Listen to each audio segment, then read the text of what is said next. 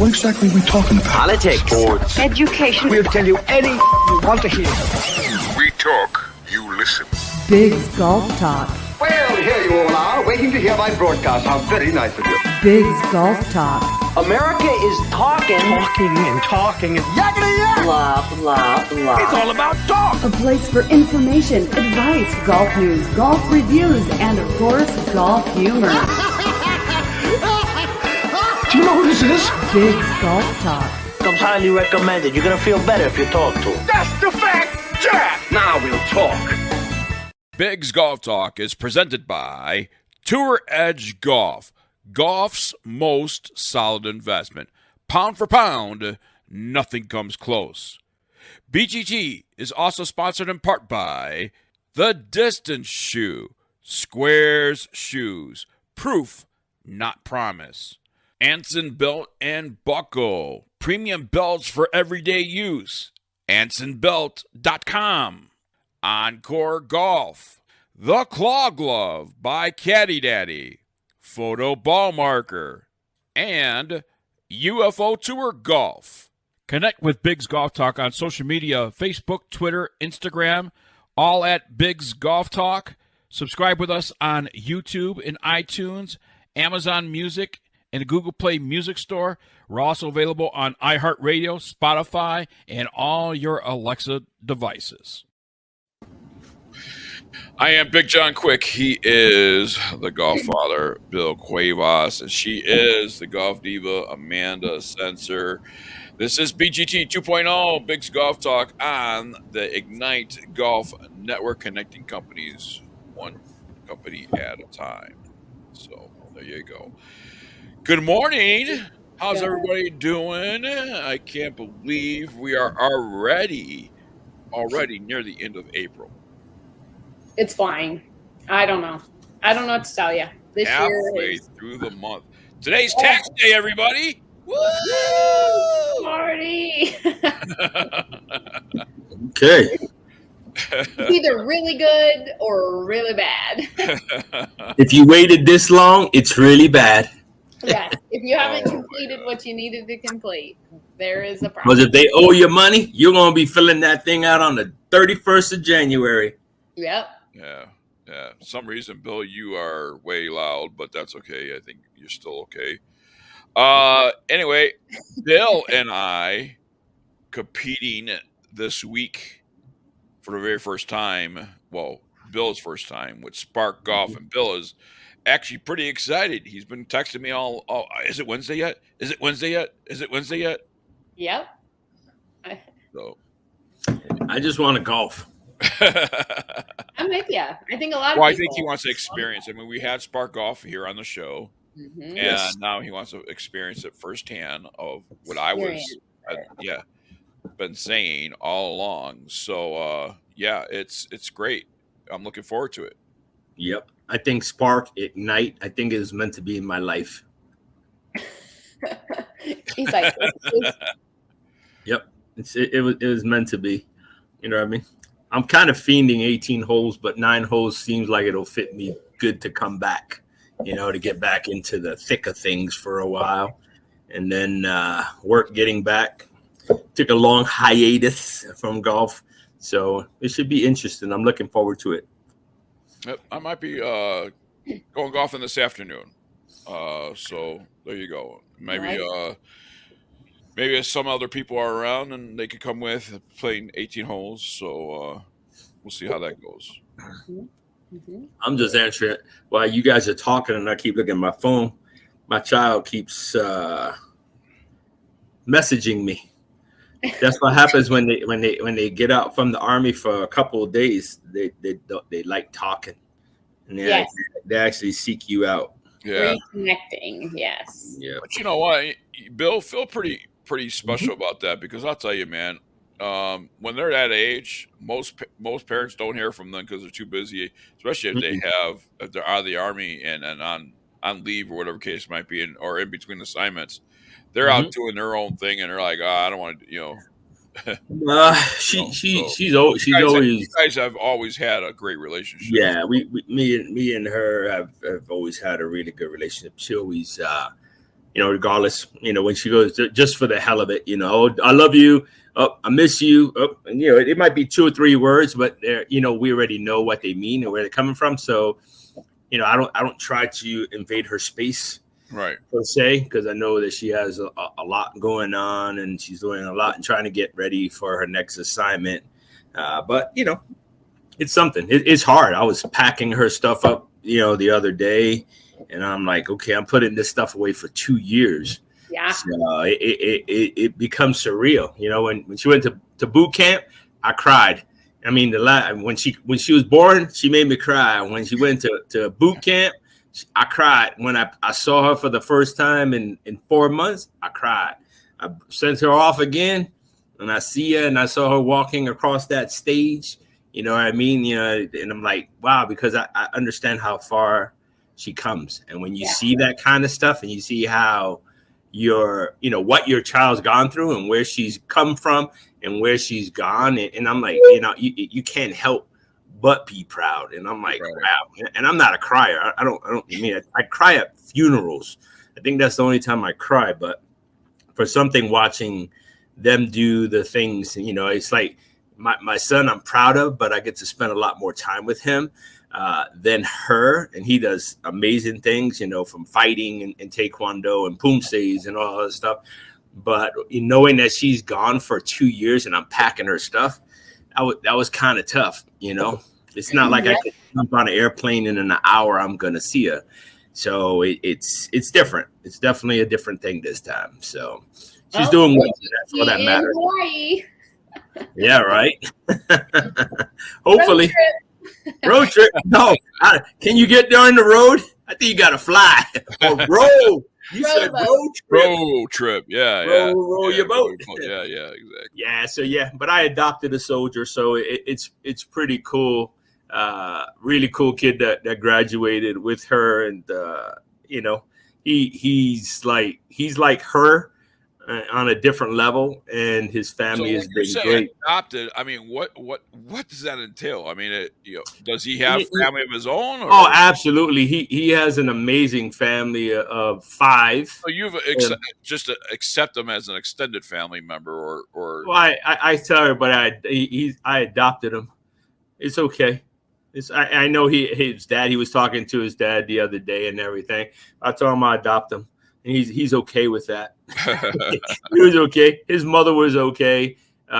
He's an amazing young man. He has a really. It's hard to actually meet kids like them because there's not many like them, and then you understand why they're serving our country and what they're doing and how they're doing and why they're doing it.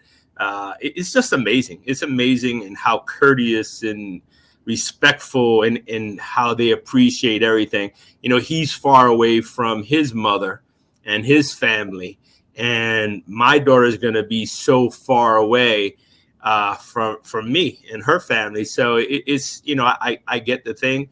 And the mother is like, honestly, God put this kid in our path because his mother was struggling, and she's not struggling right now. She's happy. She has every day. She's reaching out. He's eating. He's having a good time. He don't have to worry about anything right now.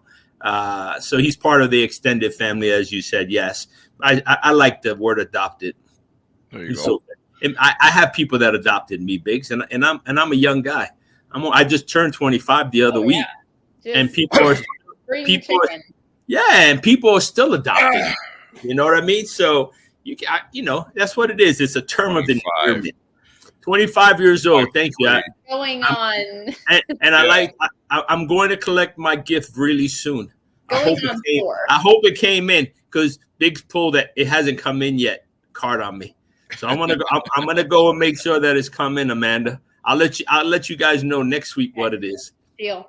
All right. And there goes your military segment of BGT 2.0. Checking in with U.S. soldiers. On today's show, as a matter of fact, we are less than a month away. I can't believe it. The Mother's Day is coming around. So, we are going to probably every week here on the show have some ideas for mom out there for some gift ideas. Yes. And look out for Bill's Mother's Day gift guide. in Golf Central Magazine and here on BGT 2.0 on the Golf Ignite Golf Network. So all that stuff is coming up here within the month, and Mother's Day. So start thinking about mom out there, and it's going to be a good time. Masters, how can we kick off this show without talking about the Masters? And I'll tell you, although our last show, we talked, kind of about Gary Player and where you had on your segment, Amanda, where he ranked the Masters and all that stuff. Boy, it sure looked like he was having a good time on that par 3 contest. Yeah, right. She's like, yeah, right. There was a lot of stuff that happened at the Masters. It was an eventful one, I felt. This one, I think, was one of like behind the scenes drama. Besides the drama, did you see the trees? Yes, the trees falling for weather. Yeah. That was crazy. No one was hurt. Thank goodness. I don't know how that did not happen. I mean, that was God's intervention. God, you better believe in it now. Yeah. There was a lot of people, and that thing parted like the Red Sea. Around. It wasn't like it was a vacated area. Right. No, there was a lot of people, and that's what I'm saying. Thank God, because I'm running through my head. It's close enough where people would have sat down. Babies, people pushing strollers. I'm like, but thank God nobody panicked. You see how and everybody got out the way. Ground too. I mean, and they said they heard the cracking, and all of a sudden, boom, came off. Oh, can you imagine that 3 at one time? And they fell in unison. 3 huge. I don't know why. Like I've seen a tree come down, sure. Me too, yeah. 3 of them in the same time. Yeah. And they looked like they came out from the roots, like they detached from the roots and the whole thing came. No, they actually showed it came one of the trees actually came off it was split in half. Oh, yeah, I didn't see that part. I was watching and I didn't get to see that part. When they were talking about the delay and all that stuff, and they were still on TV, they showed the broken piece sticking out. And those things, they're like they take hurricane winds, and these things just snap like nothing. For them to be able to even continue the tournament itself is amazing. Mm-hmm. Yes. Yeah. Talk about amazing and continuing, Amanda. Did you see Tiger Woods? I felt so bad watching him as it progressed, it was like more and more difficult for him to do it and keep walking it. That plantar fasciitis is no joke. I had it, yeah. When it gets to that point, I had it in college and literally didn't know what it was and thought, oh my gosh, like I was on crutches for a while. I mean, it is debilitating if it gets bad enough. I mean, just imagine, in my case, I had an umpire with it. Yeah, no. And to run and to pivot and all that stuff, it was brutal. It was I can't even. And then people were talking about, it's the screws in his feet, and it was this. Everybody was speculating everything, and I was looking. Honestly, I felt bad. I was looking at his face because they kept showing him up. He had his lid on, and then he had his regular pullover hat on, and you can see like his eyes. You could see the pain and the swelling and everything in his face. I was like, I said, either he's not sleeping or he went back to drinking, because that looks brutal. It looked brutal the way he was everything. I was like, I felt bad. I was like, what do you do? You know what I mean? It's the Masters, and you're going out there and you make the cut. And there was guys that are a lot healthier than him that didn't make the cut. Mm-hmm. There was some surprise people that didn't make the cut, and you're like, wow. And then, of course, the crazy stuff that happened, marking of the balls and all the other fun fiasco stuff that happened. I felt like, obviously, like we've talked on the show a lot about the Masters, especially recently, and then with the Live and all of that, and I'm sure we'll get into a lot of that. But it just seemed like a very eventful, but I don't know if that's because there were so many highlighted things we were focusing on this year. Yes. Like it was hyper sensitive to our, so I just felt like, man, it just seems like a very dramatic Masters. Yeah, it really was. I agree. We could talk about it in roundtable. Okay. About it because there's a lot of things I got to say. Anyway, everything from Live Golf to the drama behind the scenes and what the PGA Tour players are saying about Live Golf, and people are saying, Brooks Koepka, you're so used to 54 holes. Well, guess what? Ha ha ha ha! Now you got to play 72. We saw that. That'll be good to go into segment 2. Because I'll tell you this much: I don't care if it's 54, 72 holes. The final round of the Masters is supposed to be difficult. And we have seen leaders drop down in the past. So this is no different from Brooks Koepka coughing it up or, losing the match because of the difficult conditions at the Masters. They've had some wind, they have some weather and stuff like that. We'll talk more, I guess. My question is, and maybe Amanda would be better off, were those conditions better for them? Because I was watching when they were, like hole 16 and going over water. They were literally sticking it. And that ball, was making a huge divot and staying. So they were able to shoot those darts that they wanted to shoot. Yeah. It's not like normal where you hit the ball and the ball's running on that green. So and normal is you have to fly it behind the flag and let it come back. And we've seen exactly off the green on a good shot, which, sorry, in a major, I like seeing that happen.